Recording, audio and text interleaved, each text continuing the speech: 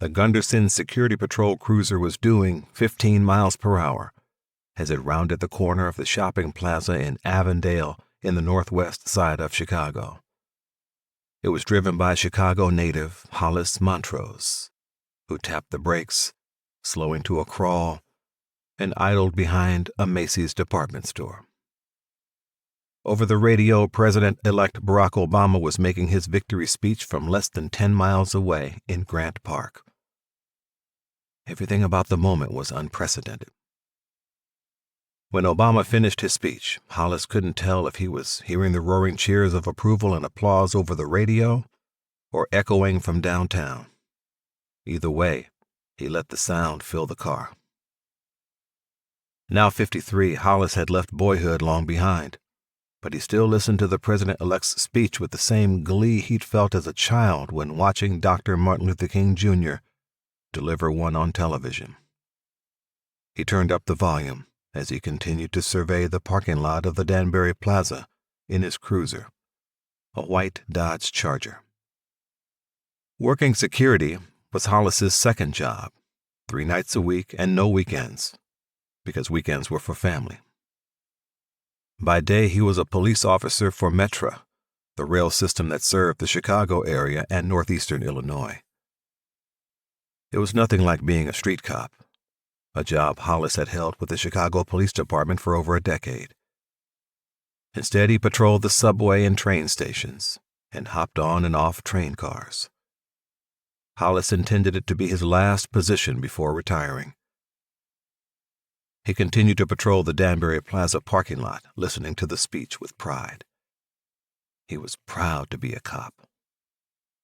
Even with all he'd been through on account of wearing the badge, he was able to care for his family.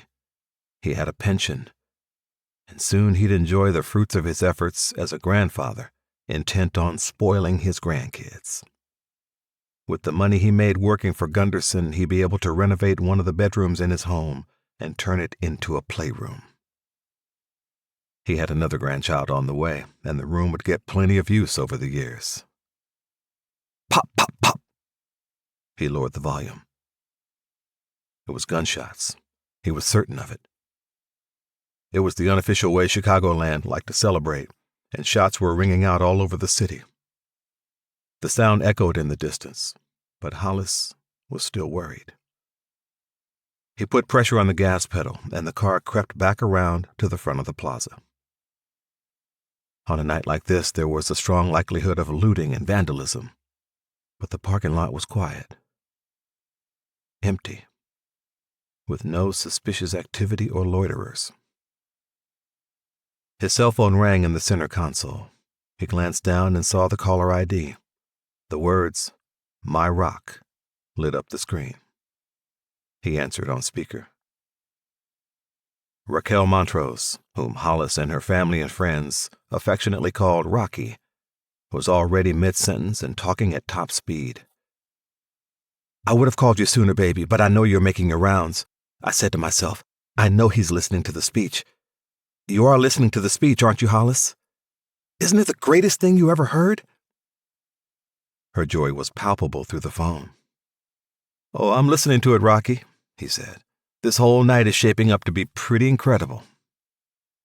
"Everybody's outside over here," she said. "I'm sitting on the porch."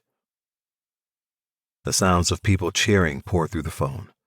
Someone was singing Amazing Grace, how they lead their church choir on Sundays. It was beautiful, and soon other voices joined in. Pop, pop, pop. More shots, only this time it sounded like they came over the phone line. "Rocky, baby, go back inside right now. It's too dangerous to sit out there." "Oh, Lord," she said. "I'll never understand people shooting when they're happy." "Don't know either, but it's a quick way to turn joy into tragedy," Hollis said. "You back inside yet?" "Yeah, baby, I'm in. Going to take a seat on the couch." "Good. You coming home soon?" "Working on it." "I gotta say, Secret Service is going to have their hands full. It's got to be the hardest detail in history, wouldn't you say?"